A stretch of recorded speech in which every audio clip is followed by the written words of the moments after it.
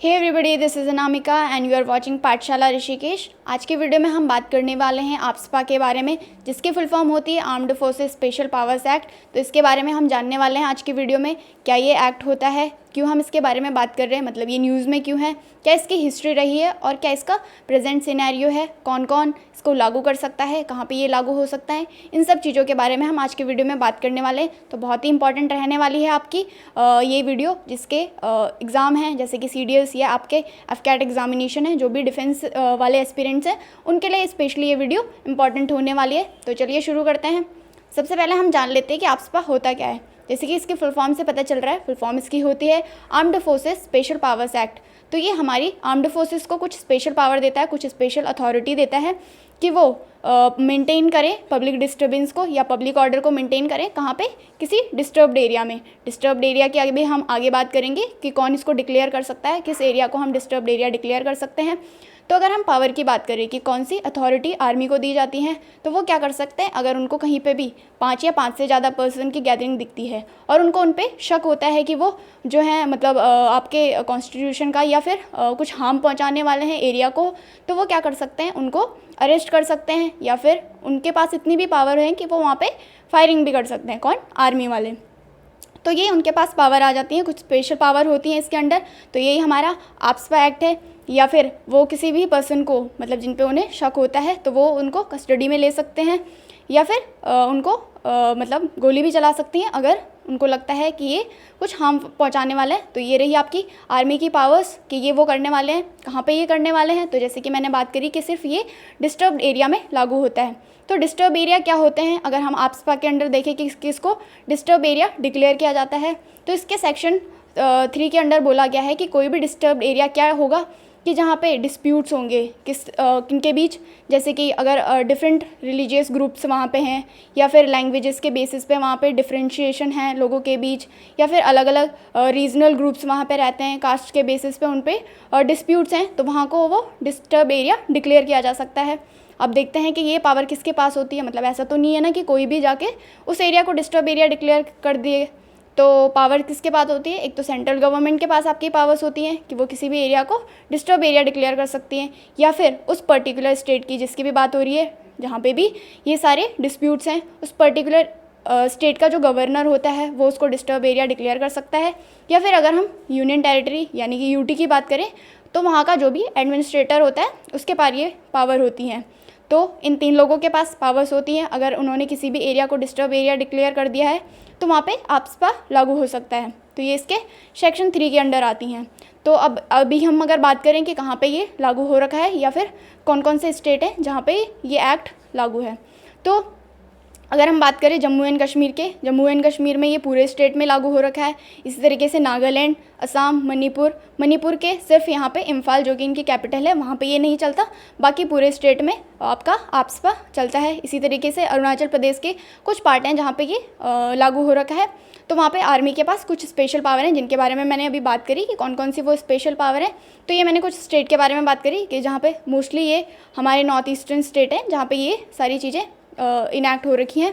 तो यही था डिस्टर्ब एरिया के बारे में बात कि डिस्टर्ब एरिया क्या होता है, तो वो हमने देख लिया। अब हम अगर बात करें कि क्यों इसकी ज़रूरत पड़ी, कहाँ से ये स्टार्ट हुआ, क्या इसकी हिस्ट्री रही है, अगर हम उसके बारे में बात करें, तो जैसे कि आप सब लोगों को पता होगा कि 1942 में क्विट इंडिया मूवमेंट चलाया गया। मतलब हमारे जैसे ब्रिटिश रूल कर रहे थे तो उनके लिए, मतलब इंडिपेंडेंस के लिए quit India movement Mahatma Gandhi ji द्वारा चलाया गया। तो उसमें क्या होता है कि जैसे मूवमेंट स्टार्ट होता है, लोगों के पास मौका मिल चुका था उनको अंग्रेज़ों को खदेड़ने का, तो लोगों ने वायलेंस पे उतर गए थे उस टाइम पे, क्योंकि उनके पास एक अच्छा मौका था कि वो अंग्रेज़ों को सबक सिखा सके। तो वो वायलेंस पे जैसे ही उतरे, तो वहाँ पे ऑब्वियसली अगर वायलेंस होगा तो खून खराबे तो होंगे। तो उस टाइम पे हमारे जो वॉइस रहे थे, हमारे यानी कि इंडिया के, क्योंकि उस टाइम पे ब्रिटिश के अंडर इंडिया आता था, तो जो वॉइस रहे थे लिलिंथ गो, उन्होंने क्या करा, एक ऑर्डिनेंस जारी करा। ऑर्डिनेंस क्योंकि जो भी एक्ट होता है वो जब तक एक्ट नहीं बनता है, कोई भी बिल होता है जब तक वो एक्ट नहीं बनता है तो उसे ऑर्डिनेंस कहा जाता है। तो उन्होंने एक ऑर्डिनेंस जारी करा जिसको बोला गया आर्म्ड फोर्सेस यानी कि स्पेशल पावर्स ऑर्डिनेंस 1942, क्योंकि 1942 में क्विट इंडिया मूवमेंट स्टार्ट हुआ था।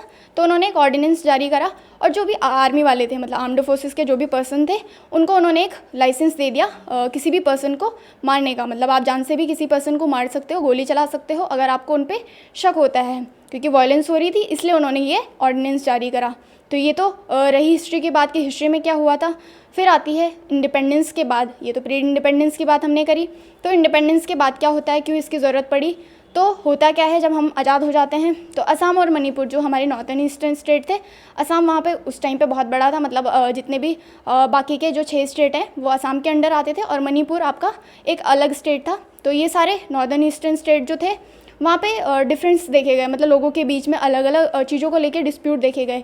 यहाँ तक कि जो नागालैंड था, नागालैंड ने तो अपने आप को ये तक बोल दिया था कि हमें अपना अलग नेशन बनाना है, मतलब वो इंडिया में शामिल नहीं होना चाहते थे, वो अपना अलग स्टेट बनाना चाहते थे। तो जो हमारे उस टाइम के प्रेसिडेंट थे डॉक्टर राजेंद्र प्रसाद, उन्होंने क्या करा कि 1958 में उसी जो ललित गो के द्वारा जो एक्ट बनाया गया था, ऑर्डिनेंस जो जारी किया गया था, उसी को उन्होंने एक्सटेंड कर दिया, मतलब उसी को उन्होंने थोड़ा इलेबोरेट करके उसी को जारी कर दिया कि जो में हमारे नॉर्थन ईस्टर्न स्टेट है वहाँ पे ये स्पेशल पावर एक्ट जो 1958 है वो स्टार्ट हो गया, मतलब वो इनैक्ट हो गया। वहाँ पे जो भी लोग मतलब ऐसे डिस्प्यूट जारी करेंगे, मतलब अगर आपको डिस्टर्ब करेंगे, मतलब अगर वो गवर्नमेंट के साथ कोऑपरेशन नहीं करेंगे तो वहाँ पे आपस्पा लागू कर दिया गया। तो बहुत सारे स्टेट आते हैं हमारे नॉर्थन ईस्टर्न जितने भी स्टेट थे वहाँ पे ये लागू कर दिया गया, कब, 1958 में। तो ये डेट आपके लिए इंपॉर्टेंट रहने वाली है कि कब से ये इनैक्ट हुआ था। अब आपके उन स्टेट में लग चुका था, तो ये न्यूज़ में क्यों है, हम क्यों इसके बारे में बात करने वाले हैं, ये इंपॉर्टेंट रहने वाला है कि हम इसके बारे में बात क्यों कर रहे हैं। तो होता क्या है, अभी आपने न्यूज़ सुनी होगी नागालैंड में, अच्छी न्यूज़ नहीं थी, मतलब काफ़ी बुरा हुआ जो भी हुआ। तो नागालैंड में क्या हो रहा था कि एक सिविलियन का ट्रक जा रहा था, मतलब उसमें कुछ लोग सवार थे, तो उनका ट्रक जा रहा था। तो वहाँ पे क्या होता है कि आर्मी वालों को उन पे शक होता है, तो वो क्या करते हैं, उनको ट्रक रोकने के लिए बोलते हैं, लेकिन वो लोग रोकते नहीं है। तो आर्मी वाले वहाँ पे गोलियाँ चलाते हैं और वहाँ पे कुछ सिविलियंस की मौत हो जाती है। तो उसके बाद क्या होता है, वहाँ पे सिविलियन की मौत हो जाती है, तो लोगों में गुस्सा आ जाता है। फिर वो क्या करते हैं कि वहाँ पे प्रोटेस्ट स्टार्ट कर देते हैं और आर्मी पे मतलब अटैक करना स्टार्ट कर देते हैं। तो आर्मी ने उसमें भी रिस्पॉन्स में भी गोलियाँ चलाई, तो उसमें भी कुछ सिविलियंस की मौत हो गई, यानी और कुछ आर्मी पर्सनल भी मारे गए, एक आर्मी जवान की भी वहाँ पे मौत हुई, मतलब वो शहीद हो गए।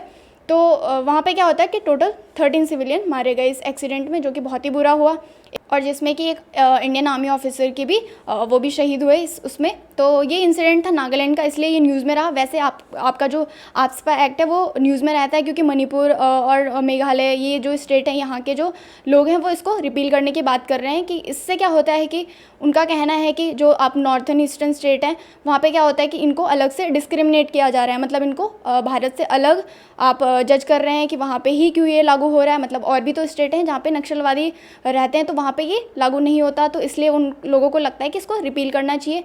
इसलिए ये रोज़ मतलब आए दिन न्यूज़ में रहता है, तो इससे क्वेश्चन बनने के चांसेस बहुत ज़्यादा रहते हैं। तो ये थी इसके बारे में बात की, मतलब ये क्यों न्यूज़ में रहा है। तो हमने ऑलमोस्ट सारी चीज़ें इसमें जान ली हैं जो आपके एग्ज़ाम पॉइंट ऑफ व्यू से इंपॉर्टेंट रहने वाली हैं। तो आज की वीडियो में इतना ही था। जुड़े रहिए पाठशाला ऋषिकेश के साथ इसी तरीके की और इम्पॉर्टेंट जानकारी के लिए। आप हमें इन सोशल मीडिया हैंडल पे भी फॉलो कर सकते हैं, जैसे कि फेसबुक, इंस्टाग्राम, टेलीग्राम, यूट्यूब पे हम पाठशाला ऋषिकेश के नाम से हैं, तो आप हमें जाके फॉलो कर सकते हैं। इसी तरीके से जुड़े रहिए हमारे साथ। Thank you so much, have a nice day, bye bye, take care.